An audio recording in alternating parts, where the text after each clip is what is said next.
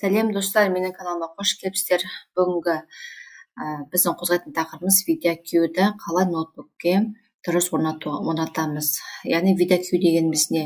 Видеокүй дегеніміз, егер сіз ютубер болсаңыз, ютубта видео салып, монтаждап салып жүрсеңіз, сізге керекті құрал. Яғни сіз видеоны монтаждап салдыңыз, енді соның тақырыбын, описаниясын, тегін қалай дұрыс жазу керектігін жаңа көрсетіп тұратын құрал болып табылады. Және бұны барлық ютуберлер пайдаланады.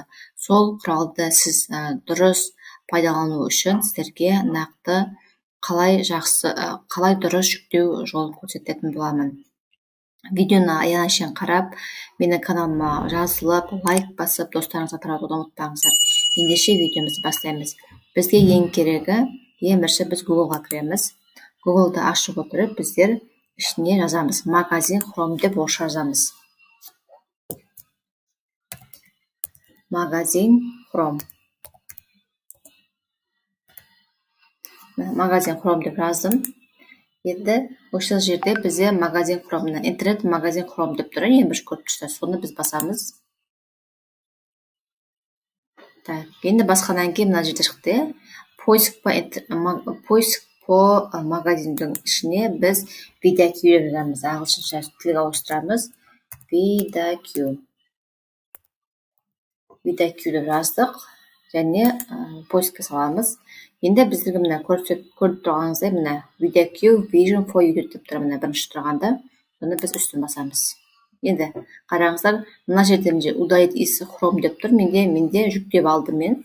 Сондықтан мен осылай шықты. Сіздерде мына жерде установить деп сөз шығады. Мына көптің ішінде, мына көп удалить из Chrome'ның орнына сізде установить деген сөз шығады.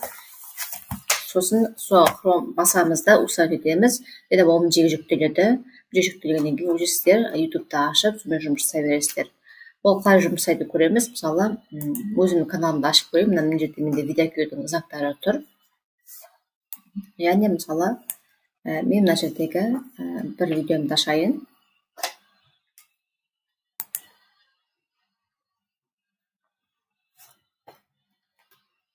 Бір видеомды аштым.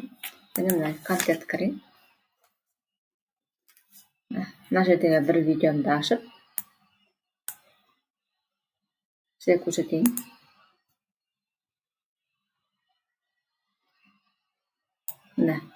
Бізде видеокүйдің несі мынандай осына шығып тұрады. Бізде видеокүй деп шығып тұр үстіне знак. Және осындай біздің видео салғанда жаңа шығып тұрады.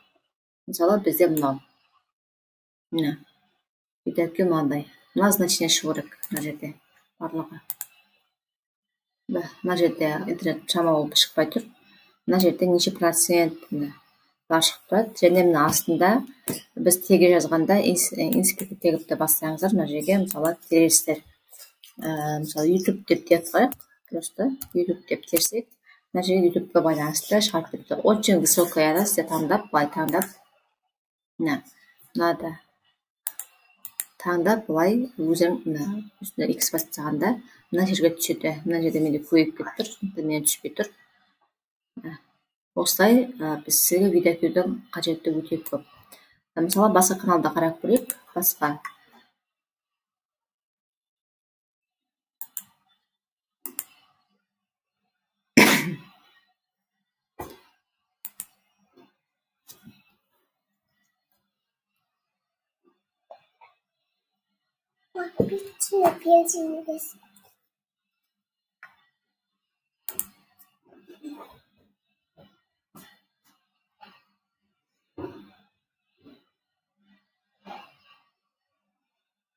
Мысалы, мына жерде өзіңіз видео салғанда, өзіңіз неше аңызға байланысты, сіз мысалы YouTube туралы түсіріп жатсыз ба? YouTube туралы мысалы басқа аккаунттан қарап, бүйтіп іздейсіздер, поисктен немесе осы жерде тұрған рекомендация кірген шықты, мысалы мына кісіні қарап көрейін. Бүйтіп ашамын ол кісінің видеосын, және ол кісінің видеосын ашқанда, кісінің видеосын ашылды, және қасынан қарасаңыз, мына видеоның жанында, оң жақ жанында, мына видеокүй тұрады. Видеокүй ол кісінің названиясы мына жерде тұр. Названиясы мына жерде тұр. Мына жерде интернет шамалы ашылмай тұр. Мына видеокүй тұр. Көрсеңіздер, Бұдан қарап, мына жерде мысалы ол кісі тегиге не жазды, теги каналы қандай. За 2 дня и получила $300, а за такой сайт получила $500. Қараңыздар, міне видеокүйде шықты, көріп тұрсыздар, иә, мына знак шығып тұр видеокүйдің. Және мына кісінің видеосын ашылмай тұр менде. Ететін кішкене татпай тұр. Мына кісінің видеосын қарап, мысалы, мына астына үшіден басып қараймыз, және мына кісінің канал шығып жатыр. Теги жоқ екен, теги жазыпты. Мына жерге тегилер шығады басқа адамдардың. Үш жазылады. Мысалы, мына видеоны ашып қарайық.